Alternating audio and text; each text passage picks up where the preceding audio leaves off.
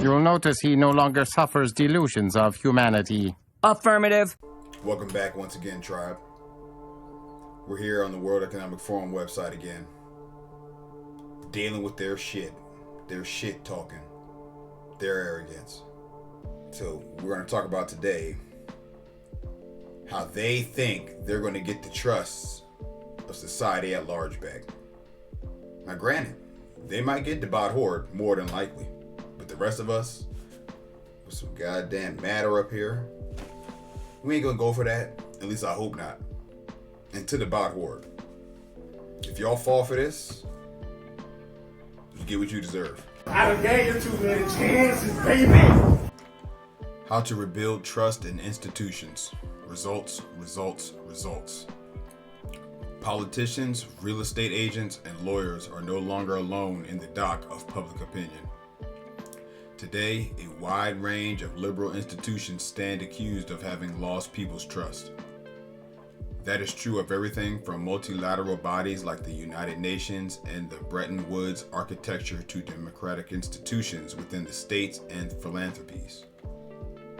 This should concern us all. Just as low levels of trust within states hamper economic development and good government, so too does this deficit undermine global efforts to reach common goals on everything from economic equity to the climate crisis. Now, why are y'all in here acting surprised that nobody's trying to hear nothing you motherfuckers got to say? Shut your goddamn ass up. Why would you think that lying to us and being complicit in our destruction would endear you to us? The arrogance of you people is wild. The global trust recession.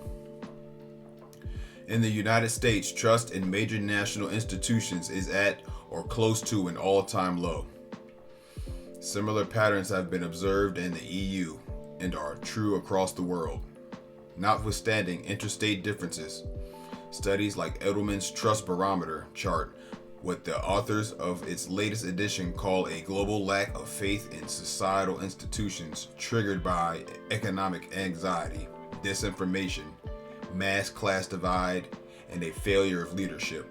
The Open Society Foundation's Open Society Barometer supplies additional insights.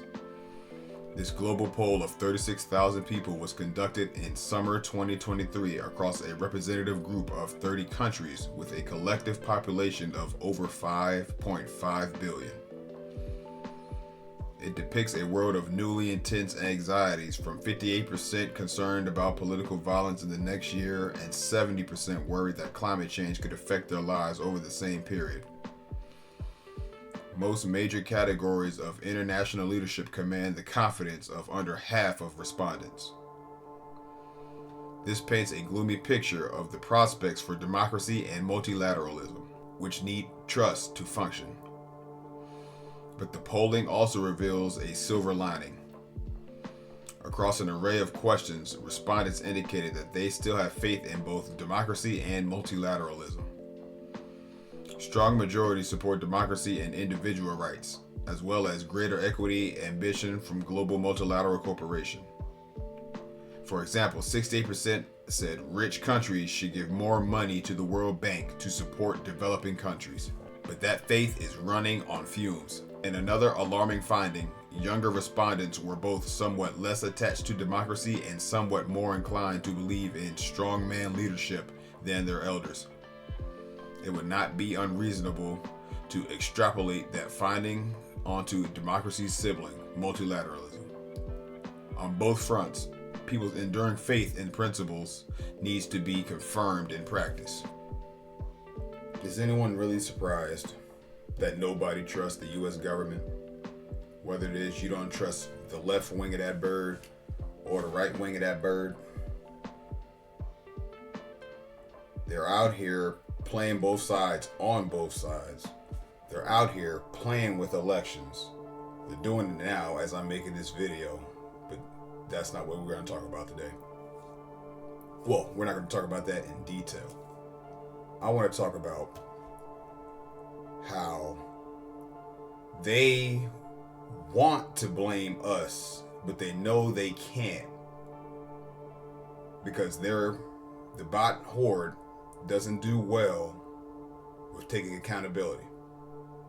And you're not going to gaslight those of us who are aware of what's going on.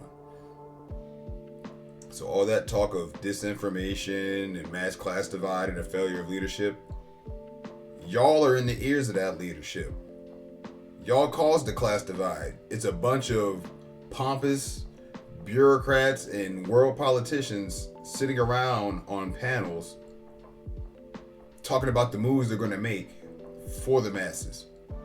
Y'all are the one that's destroying the middle class and making it only the haves and the have-nots. But I also have to remember when I read articles from the World Economic Forum is that they're not talking to us, they're talking about us to their associates. They want to talk about some of the people are worried about political violence. Some people are worried about climate change. Well, that's all they've been bombarding us with. Politically, they've been bombarding us since Trump. Like heavy that I've noticed, because I didn't really start paying attention to politics until after 2012. And the other half, or the other percentage of people, is worried about climate change. They believe that human beings on our level, being the general public, are responsible for climate change. We are not. They're just trying to shed blame onto us. They are the ones using weather weapons like HARP. They are the ones that cut down the giant trees. Yes, we're going to go there again. They cut down the giant trees. That's going to have an effect on the environment. And your own actions made it a gloomy picture for the prospects of democracy and multilateralism. Now, I'll give a slight benefit of the doubt. I know they're not exclusively talking about the United States corporation, because over here on this so-called land, so-called America, what is democracy? That's not from over here. That's that Eurasian communist rhetoric and propaganda. Over here, it's the republic, right? And we're not going to break down what's all going into that in this video. I'm trying to keep it short for y'all. But we all see that our government is trying to force us into the way of democracy. They go around and they say it to anyone who will listen till the cows come home. You can say it 1 billion times. It's not going to make this land a democracy. I don't care about none of it, nigga. Another thing I found funny in this paragraph was they're talking about democracy and individual rights in the same sentence. How do I have individual rights in a democracy when in a democracy it's numbers, pure numbers, or allegedly pure numbers if you've been paying attention politically in this country for the last almost decade, since about 2016. And then of course you're going to have all the people who have not, believing that rich countries should be giving money to the World Bank to support developing countries. What makes y'all think the World Bank is helping developing countries? Furthermore, who did y'all give that poll to? And I'm glad to see that the younger generations are getting away from democracy and trying to pull back into what they quote called strongman leadership.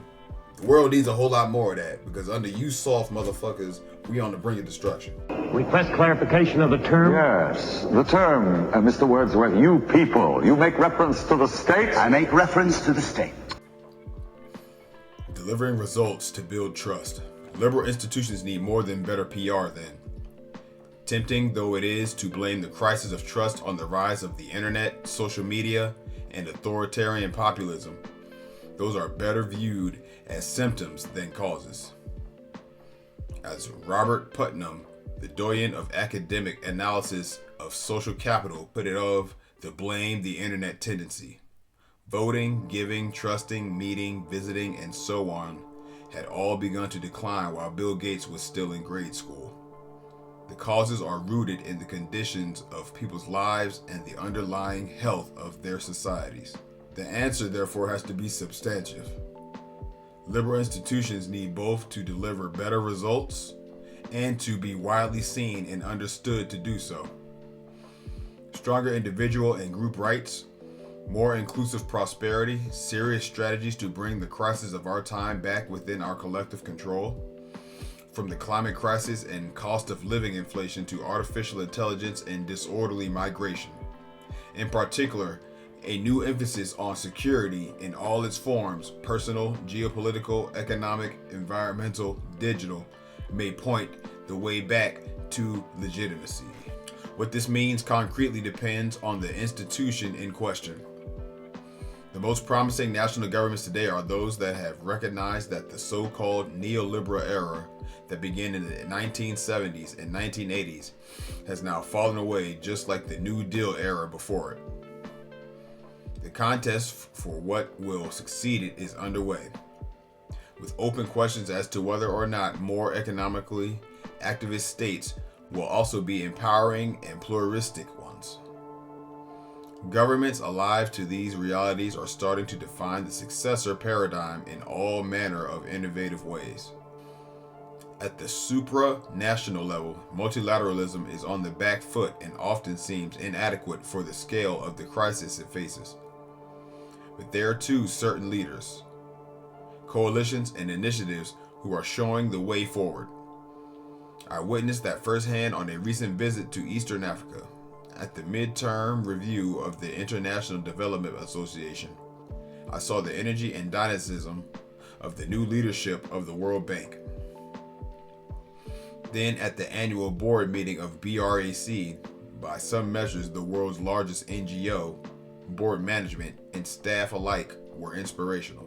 The task on all fronts is to pick out the bright spots, crowd in support, and scale up success faster. But the metabolism of the poly crisis is growing faster. Events threaten to overwhelm us.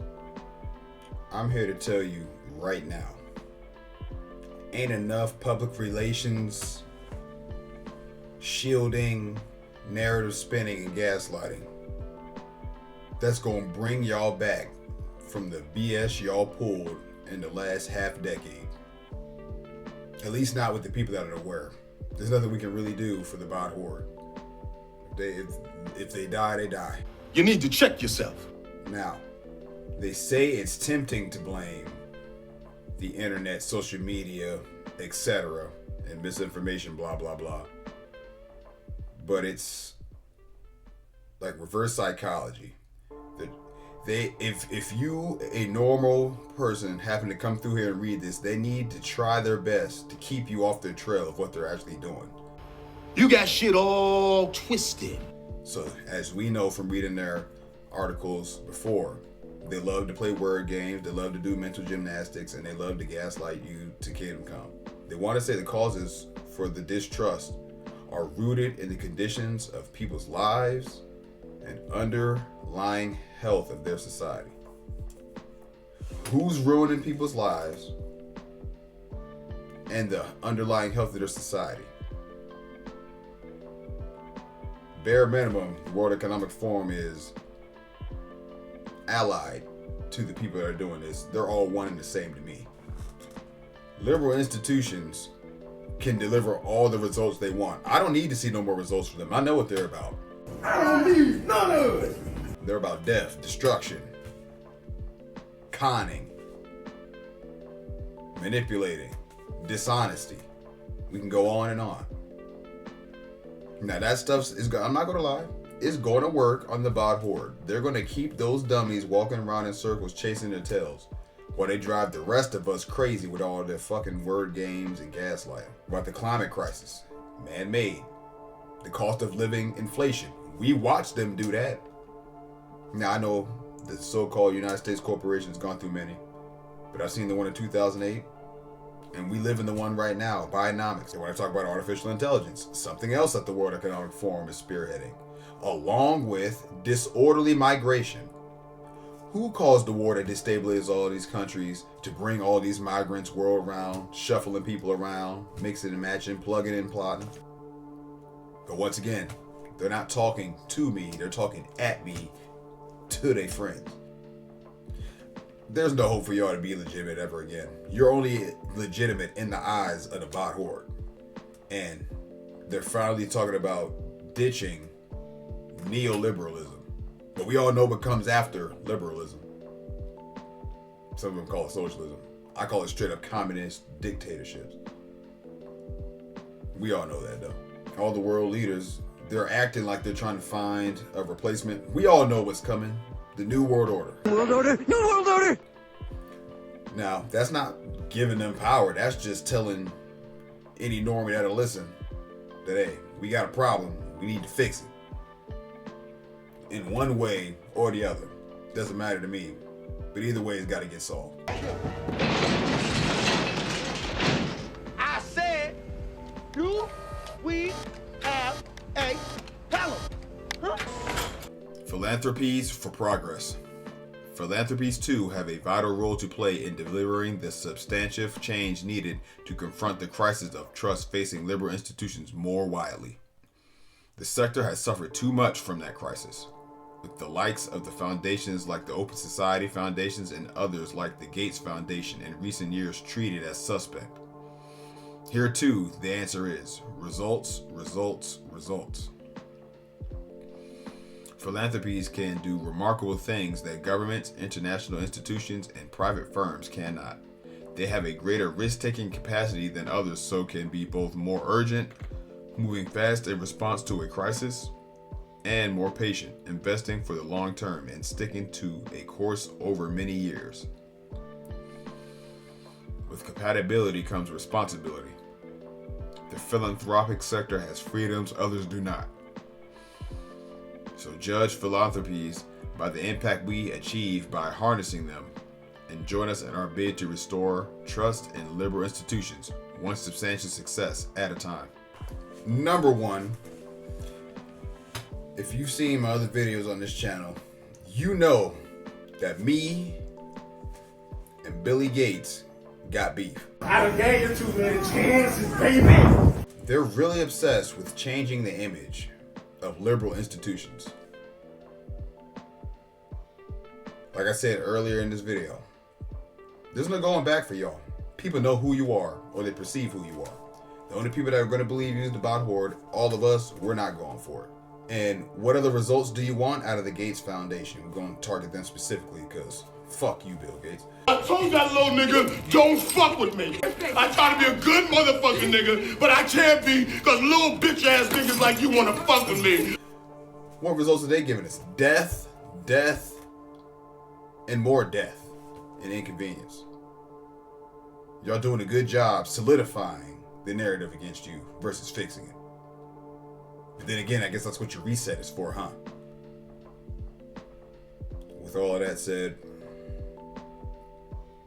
there's really no complex closing statement needed here. Just a simple question. Are y'all gonna continue to subjugate yourselves to this group of maniacs? Thinking about them makes my blood boil. I calm myself by knowing that they're gonna eventually get what's coming to them. And that's not wishful thinking. They know that they're gonna get what's coming to them.